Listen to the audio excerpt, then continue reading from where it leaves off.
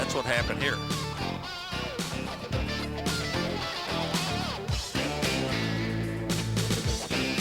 Bruce Wilson was okay, and the Blue Bandit actually went back into the pits.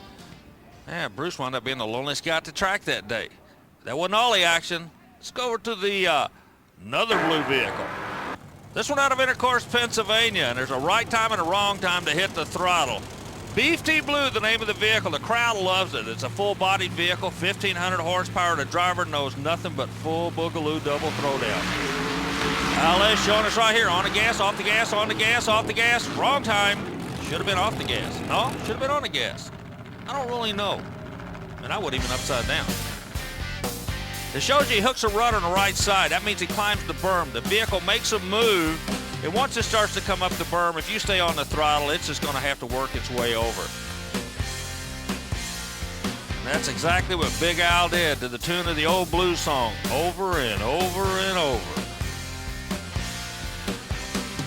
Replay again shows you the vehicle makes a good move, but once it gets caught on the right side, he can do all he wants. See, the back of the vehicle comes around. Now he's hooked the rut, he's on the berm. He's actually trying to back out of the car, but he realizes it's starting to slide. You got to hit the throttle and try to pull it back down.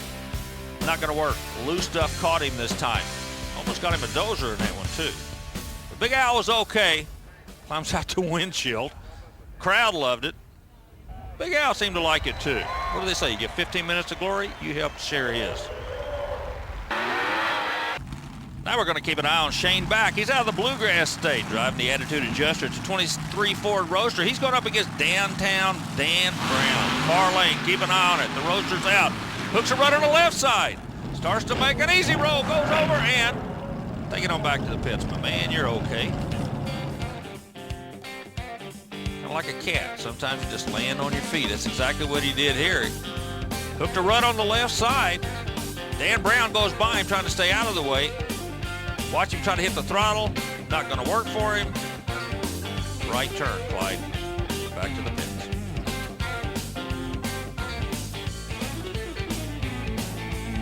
Well, this angle shows us all the safety equipment work. Arm restraint, seat belt, helmet, and everything. Just a bad day. A little sideways momentum he didn't need.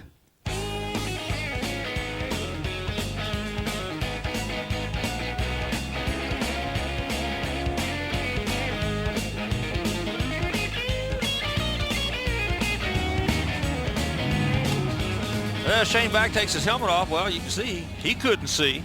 Looks like the old Kentucky Colonel will have to wait for another day to go in the winner's circle. He's okay. Let's go racing one more time. Look who's coming out now. The Mud Rat, Rodney Covington, Mr. Excitement. If he goes straight, he's a rocket. If he hits something, he's in trouble. He's on the right side of your screen. I don't need to say anything else. He hit something, he's in trouble. He literally jumped out of the pit. The vehicles have a tendency to what they call hook ruts. That's what you're going to see in this sport that other sports don't have. You got to run in the rut of the guy that ran in front of you. He's up against Tom Martin in this run right here. Martin in the Mud Patrol closest to us. Martin, a past indoor national champion. Keep an eye on the far lane, though. Showtime, showtime, showtime. Covington was okay. The track crew got him squared away. He was stunned a little bit. Made a good run. He knew he was going to have to land a perfect shot to get past Martin, and that's exactly what he did. This is what mud racing's all about. This is not. I'm going to give him about a 7.5 for 2.5 with a twist. If it had a gainer to it, he'd have got more points. Style was good. He lived to race another day. It says a lot for the construction of the vehicles. You don't just stick these things together. They're put together right. You know, if you're going to build one of these things, you also have to put together a place where you can hook onto it and tow it away if need be the case. Indianapolis, Indiana. Keep an eye on the vehicle closest to you. Rick Wheeler. They call it alley-oop, but those of you of rock and roll history know that alley-oop was a mean motor scooter and a bad go-getter. He just didn't know which way to go through, on his top, on his side, on the bottom. Literally drove the wheels off this thing. Meanwhile, the fellow in the background, sir, you can play through. Replay comes up, you can see he's got a good track to run on the right side of the track is what we're watching right now. Alley-oop, a naturally aspirated vehicle, means it runs a carburetor, gets out of the pit good. Now you got to shut it down. This is where the problem. He's on the gas trying to pull it back. Nope, not going to work. And literally, like we said earlier, slings the wheels off of it. He was okay. Alley-oop, rock and roll again another day. Just wasn't going to be this one. Another angle is going to show us exactly what happened. He made a good run through the pit, but the shutdown area, see, it's kind of slippery, and there's nothing in the world any slicker than wet grass or mud. He'll attest to that.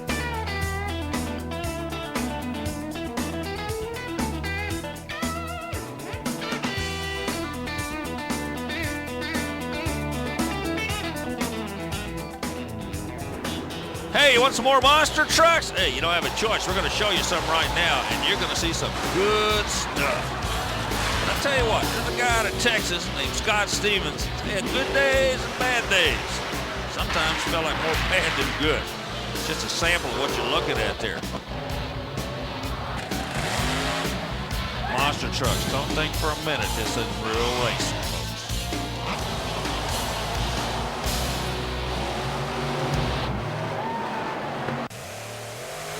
How about Wayne Smozani? He had just bought this truck. Been traveled around the country under the name of the Nightlife. Wayne was doing good, a brand new truck, until he tried to turn off the course. Look what happened with the rear end.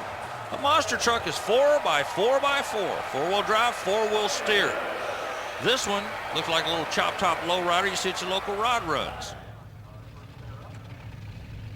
Checking it out to see how far the top did come down. He was okay, but we'd have to work again all night long to get that top pushed back out. The replay is going to show you. I want you to watch the rear tires. The front end is steered with the right hand. The rear end of the vehicle is steered with the toggle switch. Something happened to the rear and it just came around on him. Wayne was literally just along for the ride. Hey, Wayne, what happened out there? Army, we hit the second set of cars wide open because that's the only way you can keep up with these guys. And what happened was, as best I can tell, I slung the power steering belts off and lost the steering. When I got back on the ground, the truck was up on its side, which normally wouldn't be a bad situation, but of course, without the assist of the hydraulic steering, you just can't muscle the truck around. Brian Welch ended up in a similar position. During a night qualifying session, the moving violation truck, watch this, on his side, on his nose, on its other side, on his top. I think you call that a full Nelson if you're going to muscle something around. They literally had to tear the top off his truck to get the driver out. He was okay, but fiberglass is cheap when it's compared to a driver's life.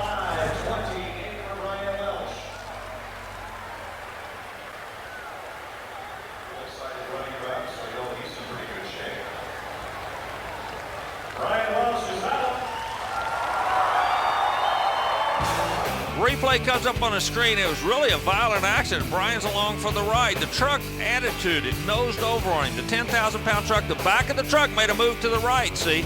Now he comes down and lands. The back is not trucking with the front, meaning it's not going in the same direction.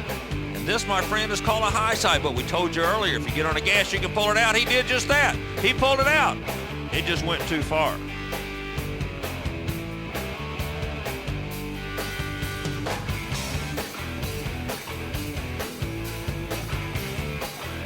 Replay is going to show you when he lands how the truck does not land straight. See, the back was not behind the front. Now it's lollygagging. It's like a pendulum. What do we call it? A full Nelson? Well, it's a stranglehold in a full Nelson here because he's going to be out of here.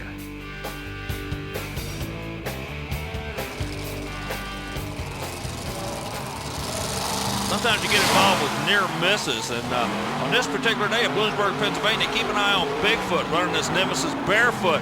Both vehicles almost touch each other. And you know what would have happened had they made good contact. But for now, let's go to the RCA Dome and see Bigfoot with Eric Meager. He squared off against the Dungeon of Doom. The track is 250 feet long. The wall's 280 feet away. He had about a 281 run on this. Keep an eye on Meager. On the brakes, trying to shut it down. On the brakes, tag. You're in.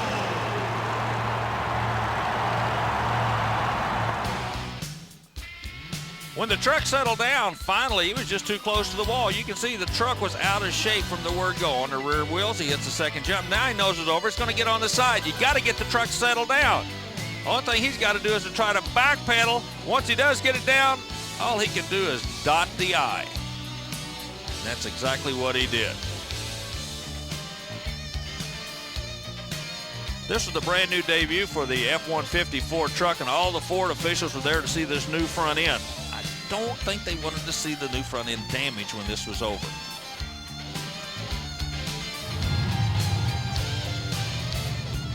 Eric Meager's run was nothing compared to what happened to Dan Runty in Canfield, Ohio. Meager had a problem with the wall. Runty's going to have a problem with a little bit of a berm on the right side of the vehicle. There's about a 4-foot drop-off. He's in that lane. Matter of fact, you qualify to stay away from the lane. The lane that got lane choice was the Sting in the far side.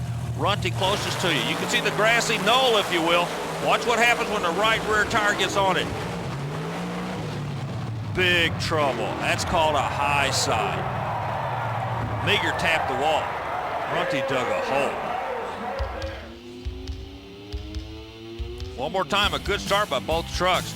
Runty has a good run going here. Everything settles down. The truck's a little bit crooked now. You see he goes to correct it. He wants to stay away from where the rear tire just hit.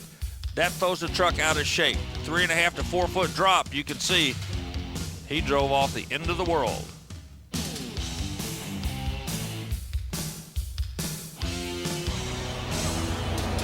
A little bit of the carnage that was left after. Dan was okay. All the safety equipment worked. The MTRA sanctioning body, all the specs and everything worked. He comes out, thanks the crowd, thanks his crew chief.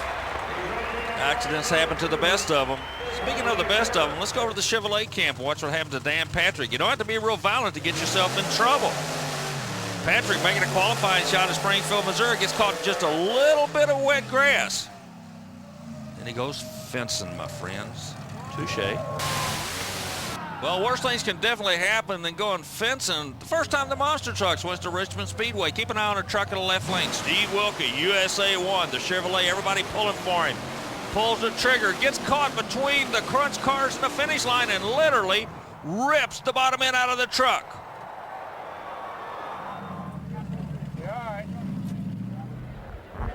Wilkie, okay, acknowledges the crowd. They in turn cheer back for him. Replay is going to show you exactly what happened. He's a little bit crooked. Now notice how close his wheels are together compared to the truck in the right lane. That has a whole lot to do with the way the truck handles. Once he's out of shape, there's nothing else he can do about it. As a matter of fact, my friend, this is called turning a 4-wheel drive into a 2-wheel drive real quick. I caught up with Steve a few minutes later and talked about his day at the office. People don't realize how important it is for you to stay in the throttle. A lot of people think, well, wait a minute, if you just backed out of the throttle, everything will be okay. That's not the case at all. If you'd have backed out of the throttle, you'd have really been in trouble, wouldn't you? Oh, definitely, Army. When you land in any contorted position, meaning nose over, up on 2 wheels, bicycling the truck, anything like that, especially when you're nose over, you want to drive that front end out. Drive it out, Steve, not off. Now, sometimes the driver can just save it. They call it driving by the seat of the pants. And a master of that, Gary Porter, the Carolina Crusher. Check his on-the-job training out. The guy's either awful good or awful lucky. I think he's good and lucky. Louisville, Kentucky on the 8th mile. Keep an eye on this, like looking down the barrel of a cannon. Porter sets up on his back wheel. I got the little Kodak camera, had a heck of a seat. Porter once again, a crowd favorite, showing sometimes you just don't get them stopped as quick as you want to. But this strong privateer showed that he could run with anybody in the country, whether it be the Bigfoot team or wherever. Gary Porter out of Wadesville, North Carolina, showed he could run with them. He also showed he could stop with them. Bloomsburg, Pennsylvania, the Yodog Barrier people, they're from here. He was test driving for them that day, I believe. Oh, by the way, the barriers do work. They stopped the 10,000-pound monster truck. Replay is going to come up on the screen. Keep an eye on Gary. He's on the right side. Really, the Yodog barriers were designed here and they're used for safety on road construction, so they put them out there to protect a pole. They did their job. So Gary Porter not only helped the local economy by testing the JoJo blocks, makes the environmentalists happy too because he watered the track. Hey, let's take a look at Porter. The Carolina Crusher, champion, true showman, machined for over a decade. All the racers had to worry about. Let's have a Mud Monster Madness salute to this guy. One of the best in the sport.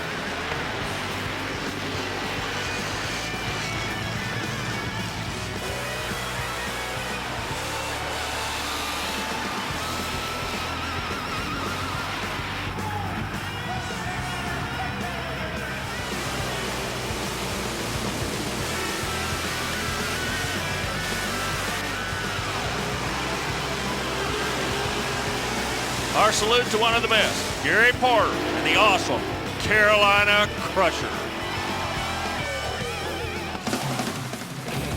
Hey, we hope you've enjoyed this extravaganza of mud buggies and monster truck madness. Thrills and spills you can watch over and over again. Keep your eye out for more in this series. And from all the daring drivers and from all of us at Diamond P Sports, I'm Army Armstrong. Remember to keep the shiny side up.